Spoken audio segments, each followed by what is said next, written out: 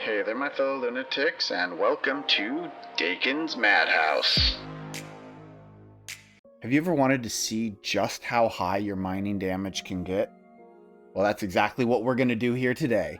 So, before we get started, if you could hit that like button, I'd really appreciate it. Subscribe to the channel if you haven't already, and hit that bell notification. And without further ado, let's go ahead and kick off this maximum mining damage build. Alright, first things first, all items have been upgraded at the upgrade bench, which you can get at the Scarlet Workbench. They are all upgraded to level 19. So the first item on our list is the Adventurer's Hat. You can find this in a specific scene within the Shimmering Frontier, or your better luck will be to dig it up at one of those little X spots that you see randomly throughout the entire world. It gives us a plus 161 points to our mining damage. Next, we have got the Miner's Labor Suit. This is found in the Molten Core biome by breaking various chests within the Molten Quarry. This gives us a 26% boost to our mining damage. For our leggings, we have got the Caveling Pants. These are found in a wide range of areas throughout the dirt biome, so you should have a pair of these by now. And these give us a plus 23% boost to our mining damage. For our lantern, I'm using the Orb Lantern. This is crafted at the Scarlet Workbench. This gives us a 19% boost to our mining damage. For the Rusted Necklace, so you can find this item on various melody doors in the Sunken Sea, as well as you can find it in various seashell chests or locked octarine chests. You're also going to be able to find it in those large jelly things that you can break throughout the world. And this is going to give you a 35% boost to your mining damage. Our backpack is Morpha's Bubble Bag. This drops off of the slime boss Morpha within the Sunken Sea. This gives us a 19% boost to our mining damage. For our ring slots, I'm using the same ring in both slots. It is the Topaz ring. This gives us a 39% boost each one to our mining damage. This is found throughout the Sunken Sea. It is in various chests and melody scenes. It also drops as loot off of the Bubble Crab. And finally, we have got the Core Iris, which gives us a plus 84 to our mining damage. You can find this by fishing it up in any of the molten lava, whether it's in your base or in the actual molten quarry biome. The mining tool that we will be using for this is the Iron Pickaxe. I know that sounds a little counterintuitive, but you can craft this at the Iron Workbench, and this gives us the highest in raw mining damage at 1451 bonus to our mining damage. All in all, between all of the gear, you're going to have a total of 5,630 mining damage. That is not as high as it goes. It goes even higher. How does it get higher? Well, let's take a look at skills next. If I don't mention any specific skills or any specific skill trees during the video, that's because it really isn't important for this build, and so you can put in whatever skills you prefer. The first skill that matters is in the mining tree, and that is Efficient Excavation. This gives you a 10% boost to your mining damage.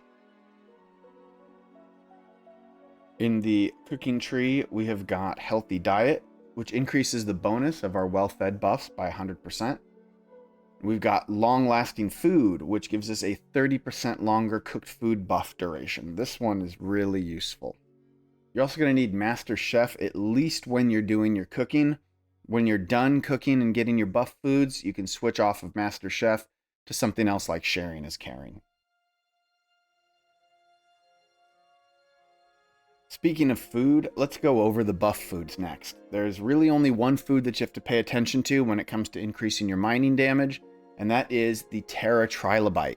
Now, this can be fished up in passage water, so you're going to need to be able to get out there and survive in the passage long enough to at least take your water bucket, grab some, and get yourself to safety. Now you're going to combine this with any kind of golden crop that you want. I personally recommend the golden bloat oat since it's just a nice simple crop that doesn't really interfere with a lot of other things. Whatever you use, the epic version is what you're really going for to max everything out, and that epic version gives you a plus 516 bonus to your mining damage. Now, if you've got all those skill buffs I mentioned earlier, then it's going to give you that bonus for 13 minutes. If you don't have the epic version, then the rare version is going to give you a plus 430 bonus to your mining damage. Ultimately, once you have eaten the buff food, you will end up with 7,229 mining damage. And that is way higher than anything that you're ever going to need, because at 3,100 mining, that's when you kind of max out the damage on walls and everything becomes a one-shot for the walls. So everything above that is just kind of, well, let's find out how useful it is.